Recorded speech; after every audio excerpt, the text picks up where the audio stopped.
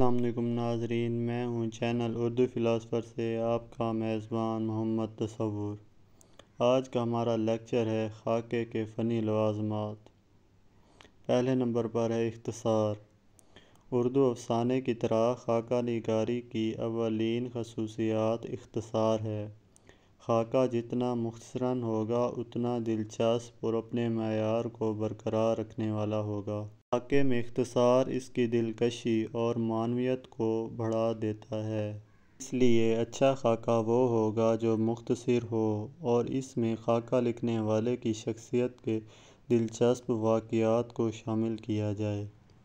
خاکے میں اختصار پیدا کرنا مشکل کام ہے، کیونکہ مختصر خاکے میں کسی شخصیت کی تمام خوبیوں کو بیان کرنا آسان نہیں ہوتا، جس کے باعث کبھی کبھی اس کی خوبیوں میں تشنگی رہ جاتی ہے۔ اچھا خاکہ نگار وہ ہوگا جو کم الفاظ میں اپنے مطمع نظر کو بہترین طریقے سے بیان کرنے کی صلاحیت رکھتا ہو۔ دوسرے نمبر پر ہے وحدت تاثر۔ مختصراً افسانے کی طرح خاکے میں بھی وحدت تاثر کا عنصر ہو۔ اسی طرح یہ خاکے کی قیمت اور اہمیت کو بڑھا دیتا ہے، کہ سوانح عمری کی طوالت کی گنجائش نہیں ہوتی۔ اس لیے دلچسپی کا عنصر برقرار رکھنے کے لیے وحدت تاثر سے کام لیا جاتا ہے۔ خاکے میں خاکہ نگار ذاتی کمال سے کام لیتا ہے اور اپنے مشاہدات کو بیان استعمال کرتے ہوئے اس شخص کی خوبیوں کو مد نظر رکھ کر ارد گرد کے غیر ضروری واقعات کو نظر انداز کرتا چلا جاتا ہے۔ اس کے لیے اسے کمال مہارت کی ضرورت ہوتی ہے۔ خاکہ نگار کو چاہیے کہ وہ ایسے واقعات اور بیانات کا انتخاب کرے جس میں اس فرد کی شخصیت بھرپور طریقے سے نمایاں ہو رہی ہو۔ اس کے علاوہ خاکہ نگار ایسا اسلوب اختیار کرے کہ خاکہ جس پر لکھا جا رہا ہے اس کی شخصیت کے تمام پہلو دلچسپی سے اجاگر ہو سکیں۔ تیسرے نمبر پر ہے سراپا نگاری، جس کا مطلب ہوتا ہے چہرہ، شکل و صورت۔ خاکہ نگار کو چاہیے کہ خوبیوں کے ساتھ ساتھ اس شخص کی شکل و صورت اور خد و خال کو بھی ضرور بیان کرے، کیونکہ حلیہ اور وضاحت سے خاکہ بیان کرنے والے کی باطنی کیفیات کا درست اندازہ لگایا جا سکے۔ اس لیے سراپا نگاری اگرچہ لازمی جز نہیں ہے، پھر بھی صاحب خاکہ کو لکھنے میں ہماری مدد کرتا ہے۔ جب تک خاکہ نگار شخصیت کا ظاہری عکس پیش نہیں کرتا، قاری خاکہ پڑھنے والا ہم اس کی شخصیت سے متعارف نہیں ہو سکتے، چونکہ بغیر کسی شخصیت کا تصور، بغیر کسی شخصیت کے تعارف سے ہم اس کی شخصیت کا خاکہ اپنے ذہن میں نہیں لا سکتے۔ چوتھے نمبر پر ہے واقعات کا درست انتخاب۔ خاکہ نگار کو ایسے واقعات کا انتخاب کرنا چاہیے جن میں صاحب خاکہ کی زندگی کے بہترین معاملات واقع ہوئے ہوں، بہترین واقعات سے جن کی شخصیت آپ کے سامنے آئی ہو۔ ایسے واقعات کا انتخاب کریں کہ ان کی شخصیت دکھائی دے۔ واقعات کا انتخاب اس طرح سے بیان کریں کہ اس کی شخصیت کے ساتھ ساتھ اس کے روزمرہ کے واقعات اور پسند اور ناپسند کے واقعات بھی ہوں۔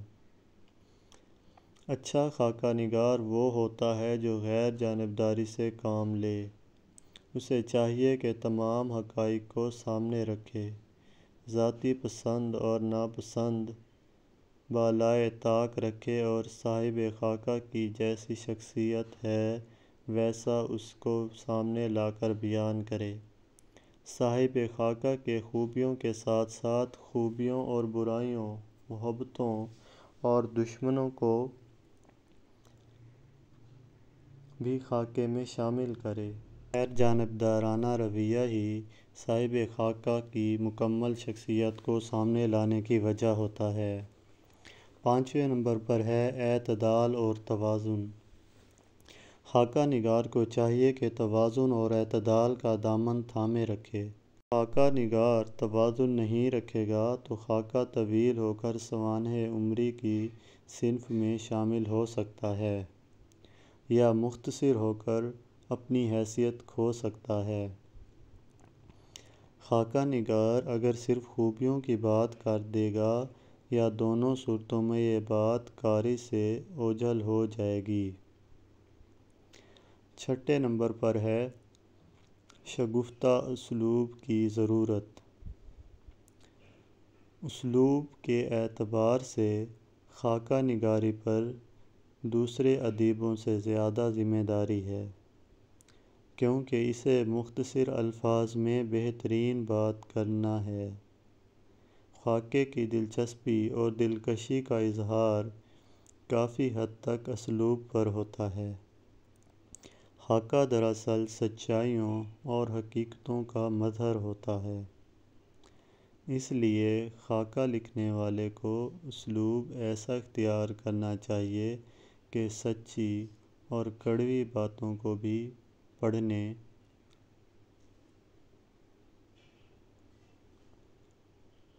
والا خوشی سے گوارا کرے، صاحب خاکہ کی تلخ اور بری عادات کو بھی اپنے اسلوب سے ایسا دلکش بنا دے کہ قاری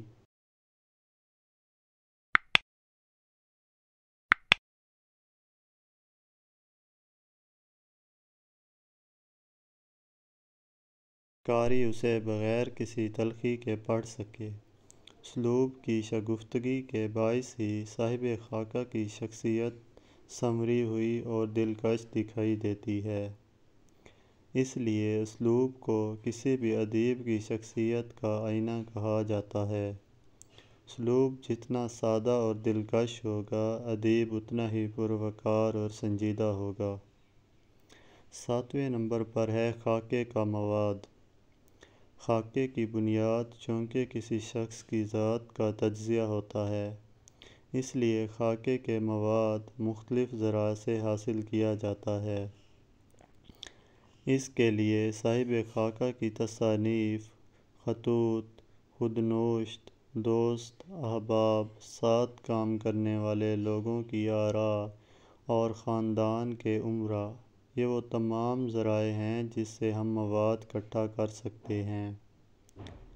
درجہ بالا تمام لوگ اور ذرائع صاحب خاکہ کی شخصیت کو سمجھنے میں معاون ثابت ہو سکتے ہیں۔ خطوط سے ہم صاحب خاکہ کے اسلوب اور ذاتی نقطہ نظر کا اندازہ لگا سکتے ہیں۔ خاندان والوں سے ذاتی پسند اور ناپسند جان سکتے ہیں۔ دوستوں سے ان کے مشاغل اور دلچسپیوں کا ادراک ہوتا ہے۔ ساتھ کام کرنے والے لوگوں سے ان کے مزاج اور اخلاقیات کا پتہ کیا جا سکتا ہے۔ ان تمام ذرائع سے خاکہ نگار کو ضرور فائدہ اٹھانا چاہیے کہ ایک اچھا خاکہ لکھا جا سکے۔